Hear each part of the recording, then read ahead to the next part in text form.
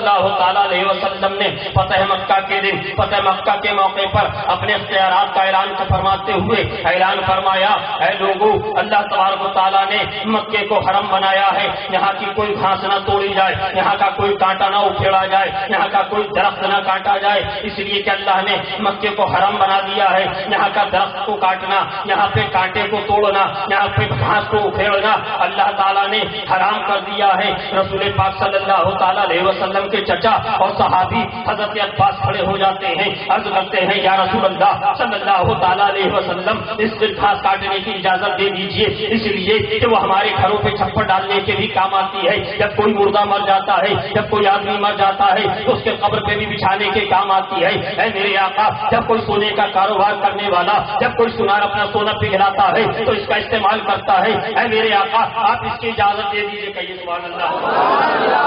نبی نے یہ نہیں فرمایا کہ لوگوں، اللہ تبارک و تعالیٰ نے مکے کو حرم بنایا ہے، جب اللہ اختیار دے گا، جب اللہ حکم دے گا تب میں اس بات کی اجازت دوں گا۔ نبی نے یہ نہیں فرمایا، بلکہ نبی نے فرمایا کہ ٹھیک ہے، جاؤ جاؤ، اس سے گھاس کاٹنے کی اجازت ہے، جاؤ جاؤ، اس سے گھاس کی اجازت ہے۔ اس سے پتہ چلا کہ اللہ تبارک و تعالیٰ نے اپنے محبوب دانۂ غیور جناب محمد رسول اللہ صلی اللہ علیہ وسلم کو وہ پاور، وہ اختیار دے کر بھیجا تھا کہ نبی جس چیز کو چاہے حرام کر دے، نبی جس چیز کو چاہے حلال کر دے۔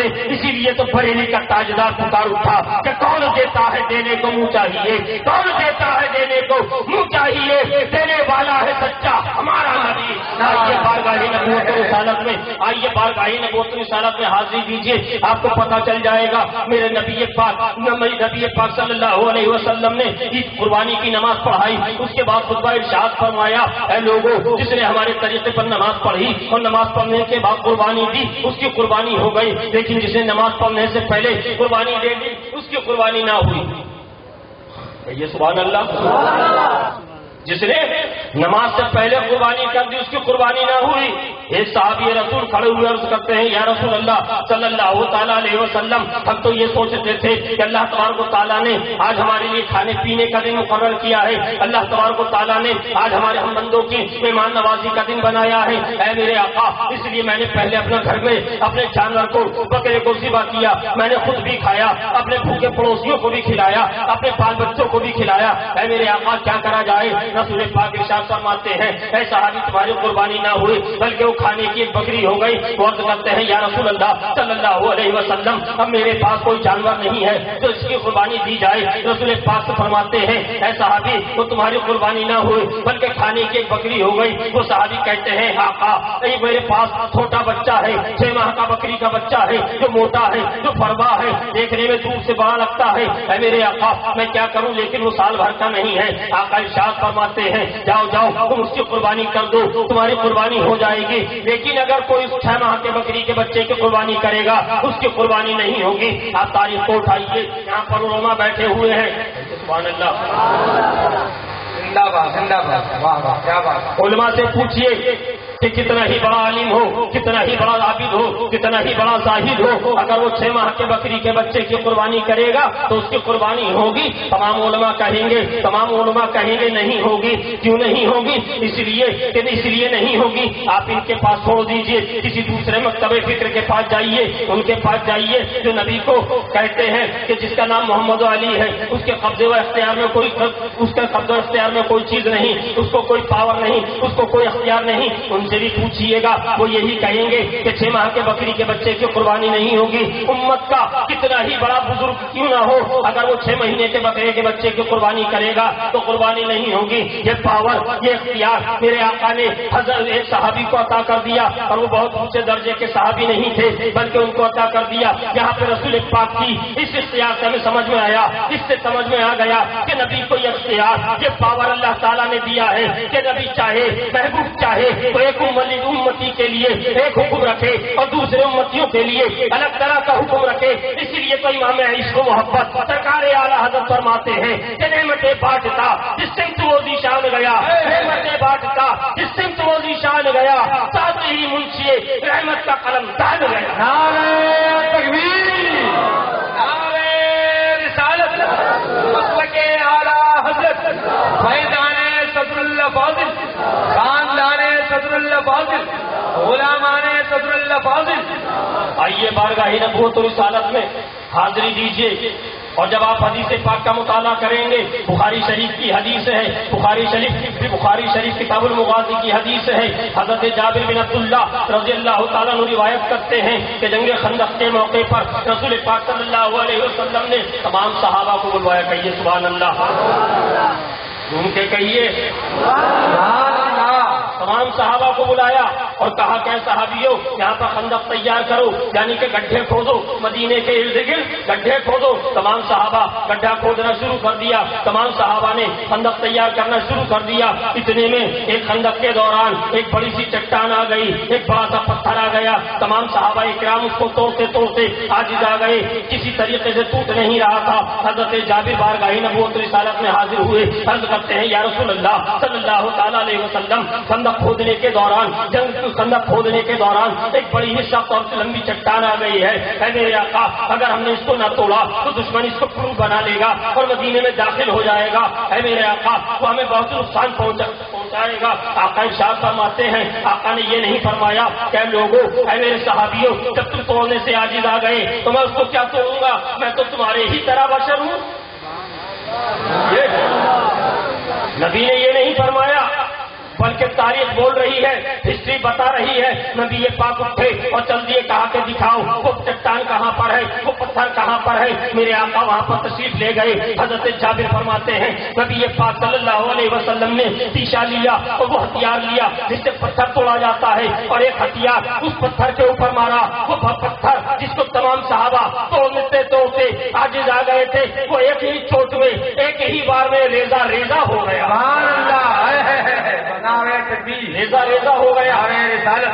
مسلک اعلیٰ حضرت وہ پتھر ریزہ ریزہ ہو گیا۔ پتا چلا کہ نبی کے پاور اتنی ہے، نبی کا اختیار اتنا ہے، نبی کی قوت اتنی ہے، جہاں پہ تمام صحابہ کی قوتیں جواب دے جائیں، جہاں پہ تمام صحابہ کی طاقتیں جواب دے جائیں، وہاں پر میرے آقا جلوہ گر ہوتے ہیں، تمام اپنی پوری توانائیوں کے ساتھ یہ نہیں فرماتے ہیں کہ میں تمہارے ہی جیسا بشر ہوں، میں تمہارے ہی جیسا بشر ہوں، جب تم نہیں توڑ پائے تو میں کیا توڑوں گا۔ میرے دوستو آپ بھی روزمرہ کا کام کرتے ہیں، ایک کام آپ بھی کر کے دیکھیے گا، ایک اینٹا لیجیے گا، ایک پتھر کو رکھیے گا اور ایک ہتھوڑا لیجیے گا یا کوئی ہتھیار لیجیے گا، آپ اس کو توڑیے۔ جب آپ توڑیں گے تو جس جگہ چوٹ پڑے گی اس جگہ بھلے ہی بالو ہو جائے، اس جگہ بھلے ہی ریزہ ریزہ ہو جائے، لیکن اس کے سائڈ میں اس کے ارد گرد اور چھوٹے بڑے پتھر بن جاتے ہیں، چھوٹے بڑے ٹکڑے بن جاتے ہیں۔ لیکن نبی کے مارنے کا اعجاز اس سے بھی ثابت ہو گیا کہ نبی ایک ہی وار کرتے ہیں، نبی ایک ہی چوٹ مارتے ہیں اور پورا پتھر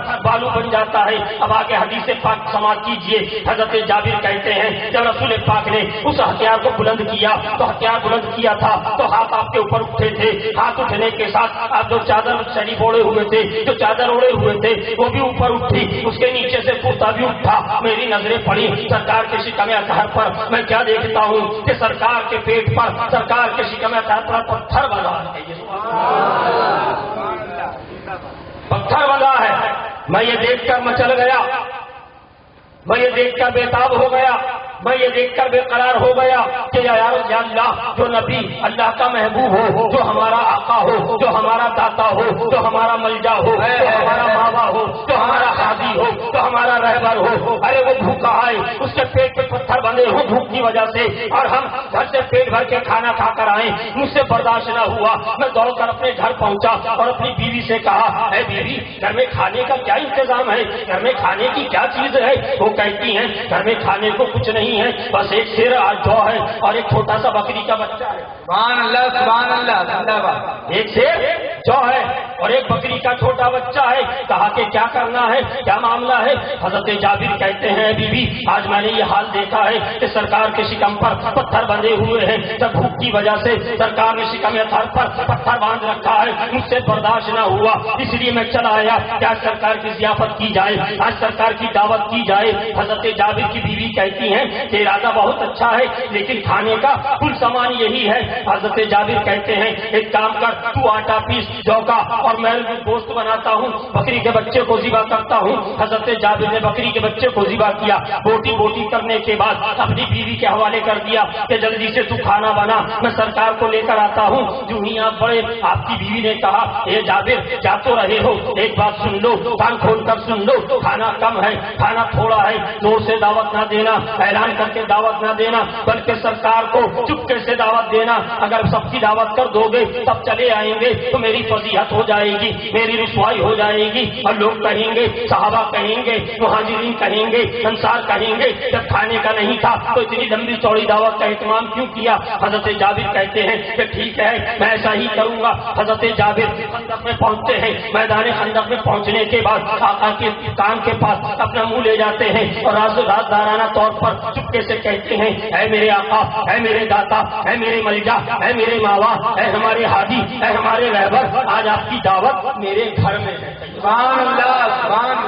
आपकी दावत मेरे घर में है। आका ने इतना सुना तो ऐलान फरमाया, ऐ खंदक के सहाबियों, ऐ अंसारियों, ऐ मुहाजिरों, आओ चलो चलो, आज जाबिर के घर दावत है। सुभान अल्लाह, आज जाबिर के घर दावत है। सुभान अल्लाह, आज जाबिर के घर दावत है। हजरत जाबिर घबरा गए, परेशान हो गए। वो सोच रहे थे कि सरकार ने सबको दावत दे दी है, अब क्या होगा। उनकी घबराहट मेरे आका से पोशीदा न रह सकी, इसलिए मेरे आका इरशाद फरमाते हैं, आका इरशाद फरमाते हैं, हदीस शरीफ में आता है कि मैं अपने पीठ पीछे भी ऐसे ही देखता हूँ जैसे सामने देखता हूँ। एक हदीस शरीफ में आने इरशाद फरमाया, ऐ जाबिर घबराओ नहीं, बल्कि दौड़ के अपने घर जाओ और अपनी बीवी से कहना कभी आटे की रोटी न बनाए और चूल्हे के ऊपर न चढ़ाए, और जो गोश्त की हांडी चूल्हे पर चढ़ी है उसको नीचे न उतारे, मैं आ रहा हूँ। हजरत जाबिर दौड़े दौड़े अपने घर पहुंचे और अपनी बीवी से कहा, बीवी गजब हो गया। कहा कि क्या हो गया। कहा कि सरकार तमाम अंसार के साथ, तमाम मुहाजिरीन के साथ, तमाम सहाबा के साथ तशरीफ ला रहे हैं। बीवी आग बबूला हो गई और कहने लगी, मैंने तुम्हें समझाया था ना,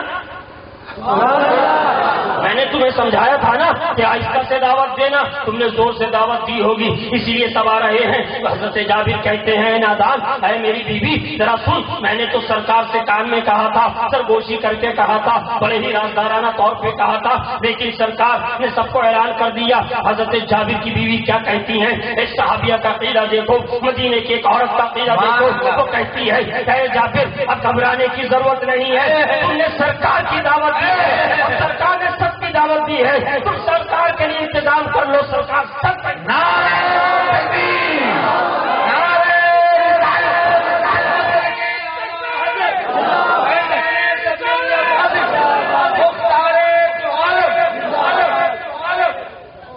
जाबिर घबराने की बात नहीं है, तुमने सरकार की दावत दी है, हम सरकार का इंतजाम करेंगे। और सरकार ने अपने तमाम अंसार, तमाम मुहाजिरीन और सहाबा की दावत की है, उनके बारे में हम क्यों सोचेंगे, हम क्यों परेशान होंगे। वो तो सरकार जाने, दावत देने वाला जाने और दावत खाने वाला जाने। मेरे आका थोड़ी देर में तमाम सहाबा के साथ पहुंचते हैं। हजरत जाबिर से कहते हैं, ऐ जाबिर जरा वो आटा तो दिखाओ कहाँ है। हजरत जाबिर उस आटे के पास ले जाते हैं जो गुंधावा होता है। मेरे दोस्तों, आप भी रोटी खाते हैं, आपके घर में भी आटा बनता है, 1 किलो जौ का कितना आटा निकलेगा। लेकिन मेरे आका तशरीफ ले गए और आटा खोला, अपना लुआब दहन शरीफ निकाला, आटे में लगा दिया और कहा, क्या जाबिर अपने घर की औरत से कहो कि इसको और गूंधे, इसको खूब गूंधे, ताकि लुआब दहन की बरकत आटे के जर्रे जर्रे को पहुंच जाए। और जाबिर अपनी बीवी से कहना, तने तनहा रोटी ना बनाए, बल्कि मदीने की मोहल्ले की चंद औरतों को बुला ले। गोया के मेरे आका के इशारे में जाबिर को कहना चाहते हैं, ऐ जाबिर तूने ये सोचा था कि सरकार की ज़ियाफत करेगा, ऐ जाबिर तूने ये सोचा था कि 1 किलो आटे से तू सरकार की दावत कर देगा, बल्कि देख आज मेरा एजाज देख, आज मेरा मौजज़ा देख, आज मेरा तसर्रुफ देख, आज मेरा इख्तियार देख। हज़रत जाबिर से कहते हैं, ऐ जाबिर जा अपनी बीवी से कह दे। आका फरमाते हैं, अपनी बीवी से कह दो कि मोहल्ले से और औरतों को बुला ले आटे की रोटी बनाने के लिए। उसके बाद सरकार ने गोश्त की हांडी को खुलवाया और उसके अंदर लुआब दहन शरीफ डाल दिया और कहा कि जाबिर इसको खूब चलाया जाए। और एक बात याद रखना, जब रोटी पकाई जाएगी आटे की और इससे सालन पक जाएगा, अपनी बीवी से कहना, तमाम औरतों से कहना कि इसको खोल के ना देखें, बल्कि रोटी से आटा निकालती जाए और रोटी पकाती जाए, सालन निकालती जाए और तकसीम करती जाए। रोटी पकाती जाए اور گوشت کھلاتی جائیں لیکن کھول کے نہ دیکھیں کہ کتنا کم ہوا اور کتنا بچا. حضرت جابر کہتے ہیں 10-10 کر کے 20-20 کر کے ٹولیاں آتی تھیں اور تمام صحابہ کھا کر سیراب ہو کر چلے گئے. جب تمام صحابہ نے کھا لیا، تمام لوگوں نے کھا لیا، اس کے بعد میرے آقا نے تناول فرمایا اور تناول فرمانے کے بعد تو ارشاد فرمایا اے جابر اس کو سنبھال کے رکھنا، اس کو کھاتے رہنا. میرے دوستوں آگے حدیث پاک کے الفاظ سنیے، ایمان تازہ ہو جائے گا قسم خدا کی. حضرت جابر فرماتے ہیں اس دن کے بعد دوسرا دن جب ہوا، میں نے اس آٹے سے، میری بیوی نے اس آٹے سے بغیر کھولے اندر سے ہاتھ ڈال کے آٹا نکالا، روٹی پکاتی رہی، خود بھی کھایا، محلے میں بھی بانٹا، رشتے داروں کو بھی دعوت کی. وہ آٹا چل رہا ہے، وہ گوشت چل رہا ہے. ایک دن گزر گیا، 2 دن گزر گئے، جب تیسرا دن گزر گیا حضرت جابر فرماتے ہیں میرے دل میں خیال آیا کہ آج کھول کے دیکھوں کہ کتنا بچا ہے اور کتنا ختم ہوا ہے. جب حضرت جابر نے آٹا کو کھولا تو دیکھا آٹا اتنے کا اتنا ہی رکھا ہے، گوشت کو کھولا تو اتنے کا اتنا رکھا ہے. لیکن جو ہی شام آتے آتے رات آتے آتے دن ختم ہوتے ہوتے وہ گوشت سارا ختم ہو گیا. سبحان اللہ. گوشت ختم ہو گیا. دوسرے دن صبح کو بارگاہ نبوت رسالت میں حضرت جابر حاضر ہوتے ہیں، عرض کرتے ہیں یا رسول اللہ صلی اللہ تعالیٰ علیہ وسلم 3 دن سے ہم نے بھی اس آٹے کی روٹی بنا کر کھایا، اس گوشت کو کھایا، نہ اس کا ذائقہ بدلا، نہ وہ ختم ہونے کا نام لے رہا تھا. اے میرے آقا گھر والوں کو بھی کھلایا، محلے والوں کو بھی کھلایا، رشتے داروں کی بھی دعوت کی، لیکن ختم نہیں ہو رہا تھا. لیکن کیا بات ہے کل میں نے کھول کے دیکھا وہ کھانا ختم ہو گیا. سبحان اللہ. واہ کیا بات ہے. وہ کھانا ختم ہو گیا. میرے آقا ارشاد فرماتے ہیں جابر اگر تو آٹے کو کھول کے نہ دیکھتا اور گوشت کو کھول کے نہ دیکھتا تو عمر بھر کھاتا رہتا، ختم نہ ہوتا. اسی لیے سرکار اعلیٰ حضرت فرماتے ہیں کہ نعمتیں بانٹتا جس سمت وہ ذیشان گیا، نعمتیں بانٹتا جس سمت وہ ذیشان گیا، ساتھ ہی منشی رحمت کا قلم دانا رہے.